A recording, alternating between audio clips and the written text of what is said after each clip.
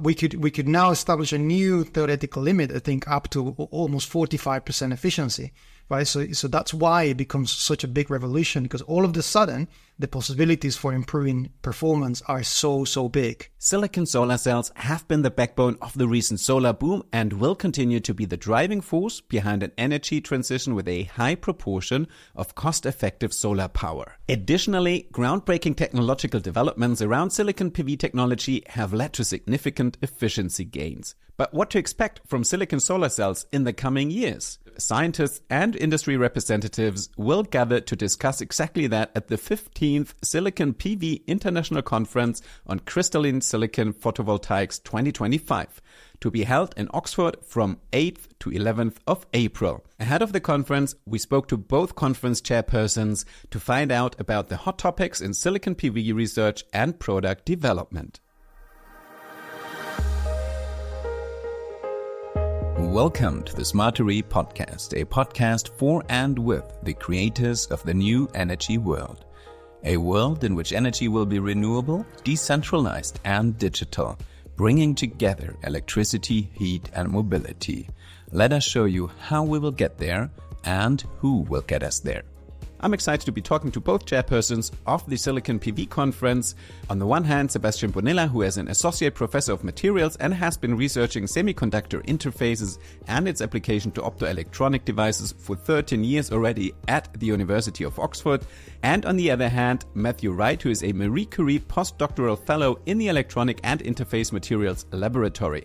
He specializes in indium-free transparent conductors for tandem solar cells. Welcome, Sebastian. Thank you, Zach. Good to be here. And welcome, Matt. Thank you so much. It is great to talk to you. Now, what an opportunity. We basically are able to stick our noses right into laboratories where some of the most exciting stuff is happening in regards to PV development. So give us a quick update. What are the latest advances in industrial silicon solar cells, either in your own labs or labs of colleagues all around the world? So I think that I could first say that if you see a solar panel on a roof, the material that is used to absorb the sunlight is called silicon, and it's the same material that we use to make a computer chip. And we have been making these silicon solar cells in a laboratory manufacturing for about 20 years. And the efficiency has gone up. We've been doing a very good job at increasing the efficiency so that it's getting better and better. But we're actually getting to a point where the efficiency is almost as good as it can be. So we're really approaching the fundamental limits of how good can we make these silicon solar panels. And I think one of the real keys to that is improving the surfaces of the silicon. We have layers that sort of smooth them over and get rid of the defects. And this has led to this really massive improvement in how much efficiency or how much power we can produce with a silicon solar panel. And I think that it's a very interesting time to be talking about this, because we're actually going through a little bit of a revolution at the moment, where we're transitioning from making the solar panels in this way that we've been doing for 20 years. We're about to sort of hit a bottleneck where they've become almost as good as they are. And at that time, in terms of what's happening in the laboratory, the next kind of exciting phase is a new approach, which is called a tandem solar cell, where we want to increase the efficiency by adding a different type of material on top of the silicon. And that brings its own set of kind of technical challenges as well. And that's what's really being worked on at the moment. So just some trivia I picked up while preparing for the episode. I know there's probably most of our listeners who are experts, but maybe not all of them are. Maybe some of them are on the level as I am. So I learned that the efficiency of solar panels is basically limited because they only absorb a certain area of the spectrum of light. Is that correct? So what efficiency is sort of like the ceiling? What's the limit from a technical perspective? So at the moment we have the silicon technology that Matt has been talking about has a ceiling of around 29% efficiency. And that's because we're using a single semiconductor. This material is called silicon. It's a semiconductor, and it can only use certain amount of the solar spectrum. That's right, as you said, Zach. But the new technology that Matt has told us about, the tandem solar cell technology, we could now establish a new theoretical limit, I think, up to almost 45% efficiency, right? So that's why it becomes such a big revolution, because all of a sudden the possibilities for improving performance are so big. So that's quite exciting. So that's quite a jump. I assume in the past years, you probably went from 23 to 24 to 25%, and suddenly you have the ability of jumping a whole 15% again. Correct. Wow. All right. So what is it called, this kind of technology? And what do we need to know about it? When we have two cells stacked on top of each other, we call it a tandem solar cell. And I think a good, physical example is we're in Oxford and there's lots of bicycles going around. But you might be familiar with the idea of a tandem bicycle, where instead of having one person sitting, you have two seats and two people are cycling and they're pushing the bike forward together. It's two people working together to push the bike forward. And in a tandem solar cell, we have a bit of a similar concept where we have our silicon cell, our traditional conventional approach, and then we stack another material on top of this. And you mentioned the idea of the solar spectrum. So when we look at the sun, it kind of looks yellow, but it's actually emitting some red light and some blue light. It emits some UV, which gives a sunburn. It emits some infrared as well. There's a whole wide range of energies that are emitted by the sun. And so if we just have one material, it's responsible for converting all of those different energies into electricity. But if we have another material that we stack on top, which has different material properties, then the solar spectrum, this very wide solar spectrum, the job of converting that into electricity is shared between two different materials. And so this, as Sebastian mentioned, the upper limit of how efficient it can be really jumps from around 30% up to around 45%. And it's because we have these two different materials that are kind of sharing the job and absorbing different parts of the solar spectrum. And so when we put two together, we can do that more effectively. Now I actually realized I phrased my question not correctly. What I actually was aiming for is that second material a special kind of material that hasn't been used before? What's the name of that? So that's the perovskite material that has come up in the past decade. So one of the reasons we're very excited about the new technology, or the new tandem technology, is that we finally found a material that can pair up with the established silicon technology, and it provides the right properties that Matt was describing, is the right combination of two semiconductor materials to exploit sunlight in the most effective way. So that's the perovskite, this new perovskite material, where the key property is this ability to capture a slightly different part of the spectrum of light from the sun. All right, so that's where perovskite comes in. Now, perovskite being a completely different approach or material than the silicon, if you stack it together, you get like a combined, very exciting PV module. But now I guess we're somewhere in the middle. So what market shares do you expect for the traditional P-type and N-type silicon cell technologies over the next few years?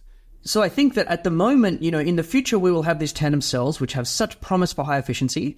But at the moment, if we look at, manufacturing of solar panels, it's almost completely still dominated by this silicon technology. We've made it very, very good, and it's getting almost as good as it can be, but it's still completely dominant. So you mentioned the kind of difference between P-type and N-type. And what this refers to is if we have a slab of silicon material, just a very pure slab of silicon by itself, and we don't do anything to it, it's actually not so interesting.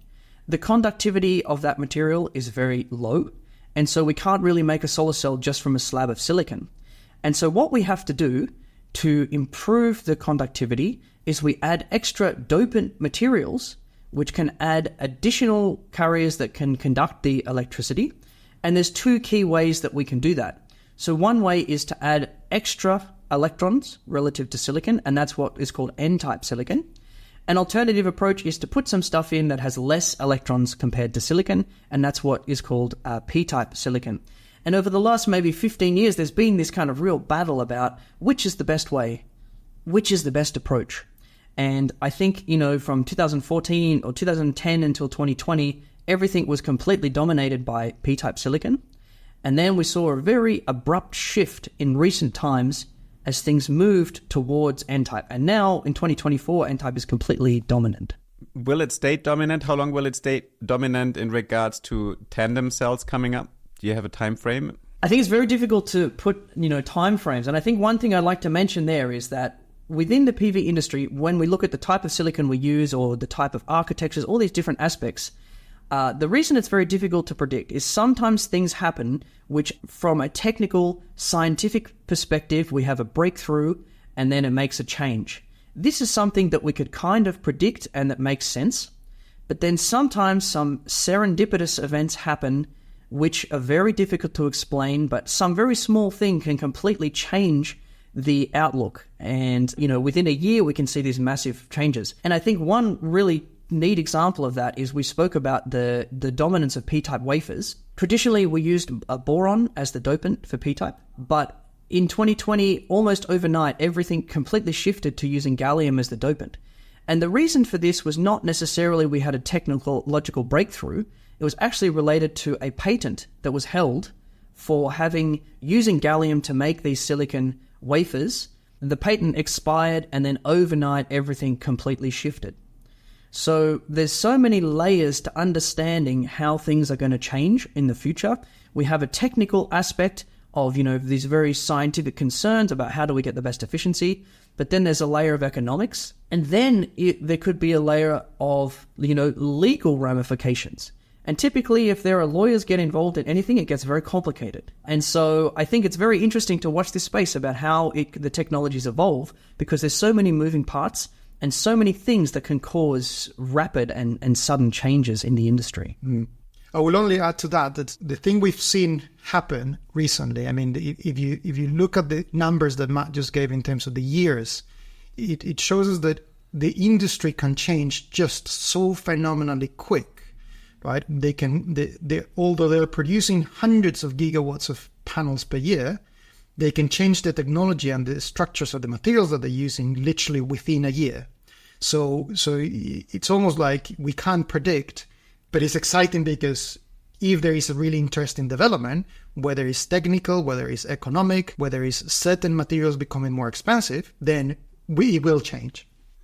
Now, given that there's a lot to talk about, hence the conference that both of you are chairs of, what sort of things will you be discussing at the conference? What sort of barriers still need to be discussed and jointly solved when it comes to perovskite/silicon tandem cells to enter the industrial production?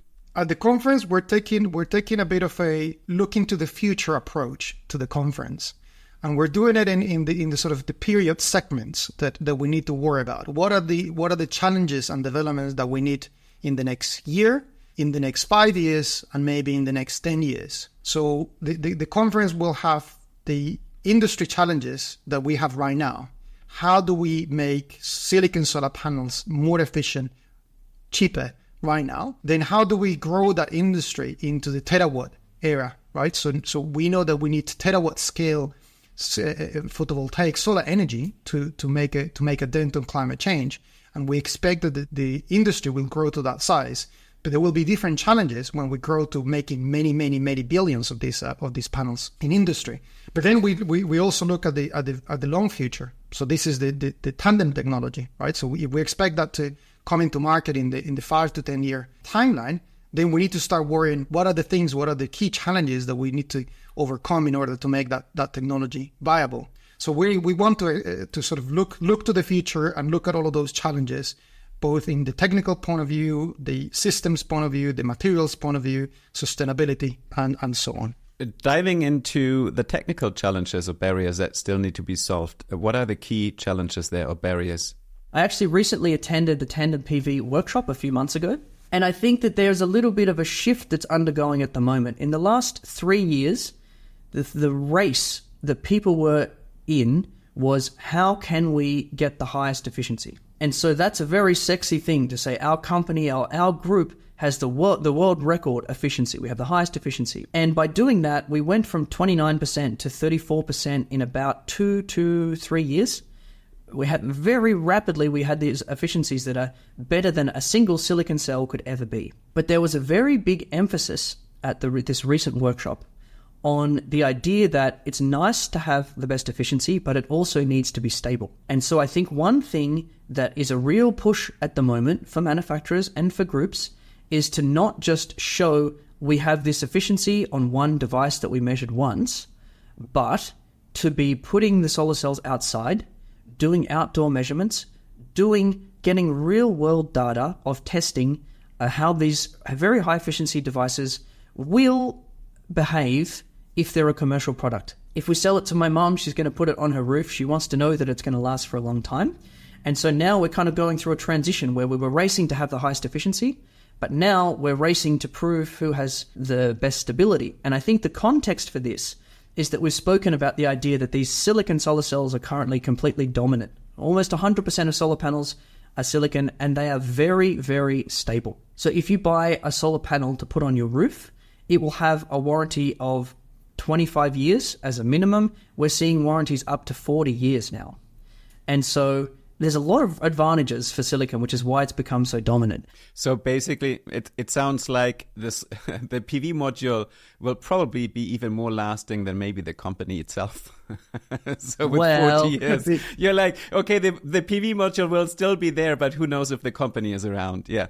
So yeah, from a technical perspective, the silicon is very, very stable. And so the challenge for these new high efficiency tandem devices, which are very exciting because they're so good, is to try to prove, yes, we can put them on a roof and they will be stable for a long time. That's the key challenge of that material. Now, let's imagine you get to that point. Let's imagine you get the tandem cells out there. What changes could be achieved in the global solar PV landscape with their market entry? How would that change the landscape? Well, I think that you want to think about the cost of electricity. So if we go and look at our energy bills, right? The price that we pay is the price per energy. So that means the price per kilowatt hour, right? And the key thing that the tandem solar cells enable is more power.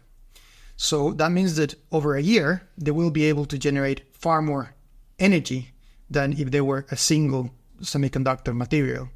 So when we do the calculation for estimating what's the price of energy that we get in these solar panels, we find out that in fact increasing efficiency really makes the cost of energy a lot less. That's of course extremely attractive.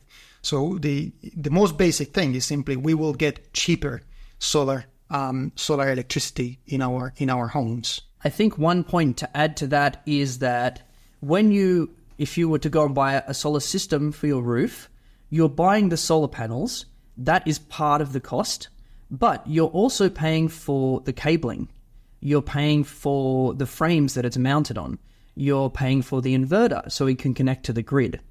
And so there's a whole bunch of other costs. And so if we can make solar cells, which are kind of the same size, which just require the same amount of, we call them balance of systems components, but the power is much higher, then we're going to see a significant cost benefit because we have this kind of area dependent change in our cell. And so having a high efficiency with the same balance of system costs will really impact the cost in that way. So very, very critical for a rooftop market where these balance of systems are kind of physically constrained by being on a roof. In that case, it's very important to have as high efficiency as possible. Anything that is area constrained will need very high efficiency solar panels. So rooftops, of course, is the obvious one. But then you can start to think, what if the efficiency is high enough, and all of a sudden we can extend the range of an electric car by maybe 20 to 30%, right? So now we can start coating other surfaces with solar panels that are extremely efficient, and they don't need to be sun facing all the time, for example. So cars and building facades and so on. So it could be really rather exciting time for loads of different applications for PV. It's not only about efficiency specifically. If we look, for example, for VIP, so vehicle integrated PV, it's also about thinness or durability and other questions. So let's dive a little bit into other characteristics that are important in PV cells or in wafer technologies. So what advances have you seen there in the market recently? So I think that if we look, we've mentioned quite a bit that the efficiency of silicon solar cells over the last 10 years has really rapidly increased. And I think one of the key aspects to that is related to improving the quality of the surface of our silicon. And so when we think of silicon, the first thing that comes to mind for me is a crystal. This material in computer chips, in our solar panels, it's a crystal, which means that the silicon atoms bond in a very repeating, regular arrangement. And so when we make the silicon like this, we can make it very high quality. So within the actual crystal itself, there's very few defects which cause problems. But eventually we're going to get to the surface. Eventually it will end, and we have to put the metal on to conduct the electricity. And so there will be a point where there's a stop in this crystal structure. And at that point, that's where we have a lot of defects that can form because we break this crystal structure. And so over the last 10 years, I think that one of the key aspects has been how can we put different layers on top of the silicon surface so that we can overcome these defects caused by running out of silicon atoms. And in this way, it will reduce a lot of the losses, and that will give us a much higher power output from the solar cell. That's an excellent example. This is what a lot of people are focusing on right now. It falls generally within the scope of everybody wants higher efficiencies, right? And to get the highest possible efficiencies, we need to mitigate, to minimize, also eliminate as much as possible the losses that occur. There is a very nice example, I think it originated in Germany, of a solar cell picture as a bucket. And so the sunlight fills the bucket with water. And the bucket is a leaky bucket. It's got plenty of holes in it. And so we get the water from the sunlight, but that is sort of spilling out through all of these holes. And our job as scientists is how can we patch as many of those holes as we can. By and large, the most important hole we have to patch right now, the one that Matt was referring to, is the surfaces and the interfaces on the solar cells. Oh, not only do you have to patch those holes, you also have to patch them in the most sustainable way possible, given where we are in regards to our planetary boundaries and with lots of regulations coming up under the Green Deal, for example. So what progress are we seeing in sustainable manufacturing at an industrial scale? So I'll start with, so there is a couple of things that are important in sustainability for large-scale manufacturing. So when we look at the materials that are the most expensive and the least available, we find that silicon and silver are two difficult materials. In terms of silicon, there is little we can do because we need this material, right? This is the main semiconductor that we use. But there has been a good development of making thinner and thinner solar cells. So that way you can make more per block of material that you mine. And then we have silver. And we also have seen very important development on trying to minimize the amount of silver that is used inside of silicon solar cells. So I think those are two very important ones. But maybe Matt also, he works on indium, so he can say some stuff about indium. Sure. I think as we mentioned, this tandem solar cell has two cells that are kind of put together. And so we have to have a material that goes in between them that does two things. It has to let the light go through to the cell underneath, the silicon, but it also has to electrically connect the two materials together. And so typically the way that we do that is with a material called indium tin oxide. And if you are listening and you have a smartphone in your hand, you are holding a device that utilizes indium tin oxide. It's a very unique, nice material that allows light to go through, and it also allows electricity to conduct. But the problem is that indium is a very scarce material. And so one of the big pushes in research at the moment is trying to find alternatives to using these indium materials. And the specific focus of my research is looking into zinc oxide as a way to replace the use of indium. So one of the things we're doing in our lab is making this zinc oxide, seeing how can we improve the conductivity, how can we improve how much light goes through. That's a very kind of active area of research at the moment. And I think on the sustainability issue, one thing I really wanted to mention was the shift in mindset that has happened within the community in the last couple of years. The thing is that if you went back 5 years ago and you spoke to a CEO of a big manufacturer of solar panels, the way that they think is actually in terms of quarterly profits. And so if you have that mindset, that's critical to run a business, right? They're running a business. But as we're going to transition towards a terawatt scale production where we're going to make so many solar panels, we have to have the thought of the sustainability of the materials that go into the solar panels has to come to the forefront. And I feel as though 5 years ago, it was in the background, if it was there at all. But now it's very much at the forefront. We mentioned we're hosting this conference and we have aspects which are looking into this element as well. And I think it's been very encouraging to see the shift in the mindset of the community, which is shifting also to the companies, that we're planning to save the world by producing this extremely high volume of solar panels, but we need to make sure that we do this using materials which allows us to do it in a sustainable way. And let's just mention it's not an easy job, shifting from quarterly to long term, just also given the rapid scale of development. I mean, you build a production line and by the time it's finished, it's almost already obsolete because you guys in your lab cooked up something that's even more efficient or more sustainable. So you certainly keep those managers on their toes, let's say it like that. Thanks a lot for giving us an insight into what's happening in research, how that will reshape the market. Thanks a lot, Sebastian. Thanks a lot, Matt. Thank you so much, Zach. Great to be here. Thank you. It's been really nice to chat to you today.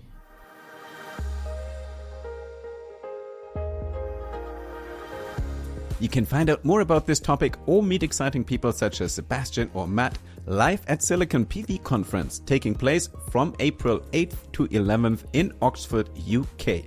All information such as the program or speakers can be found online at siliconpv.com.